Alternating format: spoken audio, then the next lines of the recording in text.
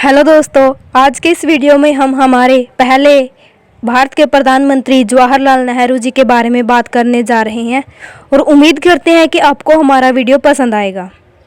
आज़ाद भारत के प्रथम प्रधानमंत्री पंडित जवाहरलाल नेहरू के जन्मदिन को ही बाल दिवस और चिल्ड्रंस डे कहा जाता है, क्योंकि नेहरू जी को बच्चे बहुत पसंद थे और बच्चे उन्हें चाचा नेहरू कहकर बुलाते थे।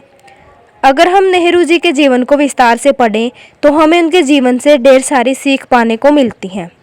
नेहरू जी एक महान स्वतंत्र सेनानी थे। देश को आज़ाद कराने के लिए नेहरू जी ने महात्मा गांधी का साथ दिया था। नेहरू जी के अंदर देश प्रेम की ललक साफ दिखाई देती थी। महात्मा गांधी उन्हें एक शिष्य मानते थे जो कि उनके बहुत प्रिय थे। नेहरू जी को व्यापक रूप से आधुनिक का भारत का रचयिता माना जाता है। जवाहरलाल नेहरू स्वतंत्र भारत के प्रथम प्रधानमंत्री थे। इनके पिता प्रसिद्ध बैरिस्टर व समाज सेवी थे। नेहरू जी संपन्न परिवार के इकलौते बेटे थे। इनके अलावा इनके परिवार में इनकी 3 बहनें थीं। नेहरू जी कश्मीरी वंश के सारस्वत ब्राह्मण थे। नेहरू जी ने देश विदेश में नामी विद्यालयों एवं महाविद्यालयों से शिक्षा प्राप्त की। इन्होंने हैरो से स्कूल की प्रारंभिक शिक्षा एवं ट्रिनिटी कॉलेज लंदन से लॉ की शिक्षा प्राप्त की।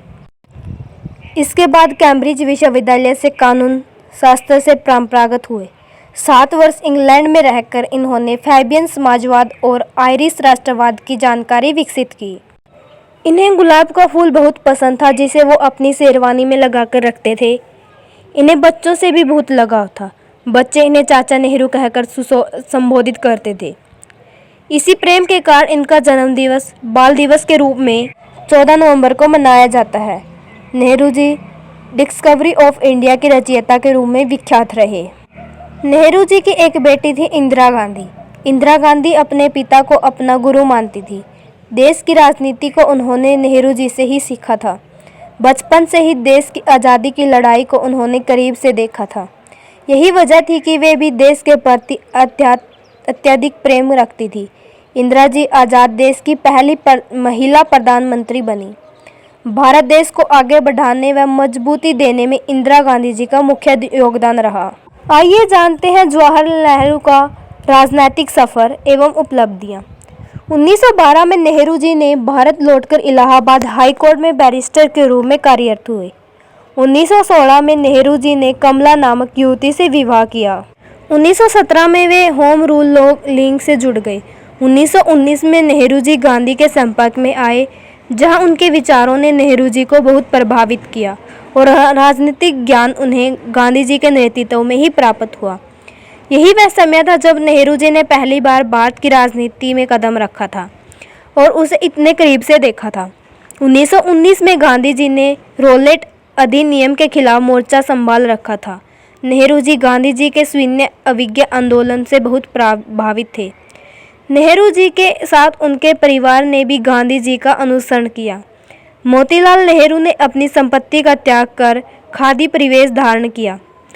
1920 से 1922 में गांधी जी द्वारा किए गए असहयोग आंदोलन में नेहरू जी ने सक्रिय रूप से हिस्सा लिया। इस वक्त नेहरू जी पहली बार जेल गए।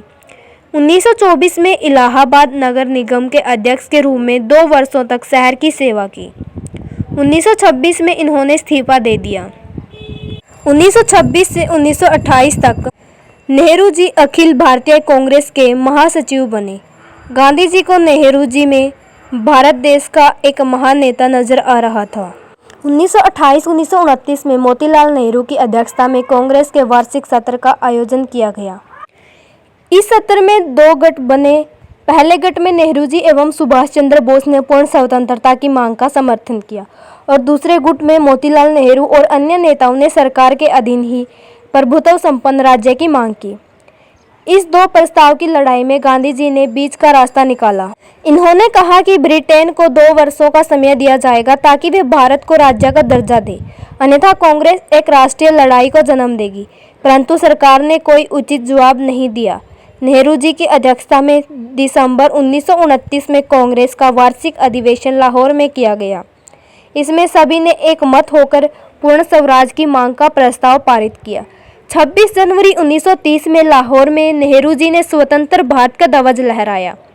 1930 में गांधी जी ने सविनय अवज्ञा आंदोलन का जोरे से आह्वान किया, जो इतना सफल रहा कि ब्रिटिश सरकार को महत्वपूर्ण निर्णय लेने के लिए झुकना ही पड़ा। 1935 में जब ब्रिटिश सरकार ने भारत अधिनियम का प्रस्ताव पारित किया, तब कांग्रेस ने चुनाव लड़ने का फैसला किया। नेहरू ने चुनाव के बाहर रहकर ही पार्टी का समर्थन किया। कांग्रेस ने हर प्रदेश में सरकार बनाई और सबसे अधिक जगह पर जीत हासिल की। 1936 से 1937 में नेहरू जी को कांग्रेस का अध्यक्ष नियुक्त किया गया। 1942 में गांधी जी के नेतृत्व में भारत छोड़ो आंदोलन के बीच नेहरू जी को गिरफ्तार किया गया, जिसके बाद वह 1945 में जेल से बाहर आए। 1947 में भारत एवं पाकिस्तान की आज़ादी के समय नेहरू जी ने सरकार के साथ बातचीत में महत्वपूर्ण भूमिका निभाई। 1947 में भारत आज़ादी के वक्त कांग्रेस में प्रधानमंत्री की दावेदारी के लिए चुनाव किए गए, जिसमें सरदार वल्लभ भाई पटेल एवं आचार्य कृपलानी को सर्वाधिक मत प्राप्त हुए। गांधी जी के आग्रह पर जवाहरलाल नेहरू को भारत का प्रथम प्रधानमंत्री नियुक्त किया गया। इसके बाद नेहरू जी 3 बार प्रधानमंत्री बने। स्वतंत्रता के बाद भारत को सही तरह से गठित कर उसका नेतृत्व कर एक मजबूत राष्ट्र की नींव का निर्माण किया कार्य नेहरू जी के शिद्दत के साथ निभाया। भारत को आर्थिक रूप से निर्भीक बनाने के लिए भी इन्होंने बहुत अहम योगदान दिया। आधुनिक भारत के स्वरूप की मजबूती नींव का निर्माण किया। इन्होंने शांति एवं संगठन के लिए गुट निरपेक्ष आंदोलन की रचना की। इनकी बहुत मेहनत के बावजूद यह पाकिस्तान और चीन से मैत्रीपूर्ण संबंध नहीं बना पाए। 1955 में नेहरू जी को देश के सर्वोच्च सम्मान भारत रत्न से नवाजा गया।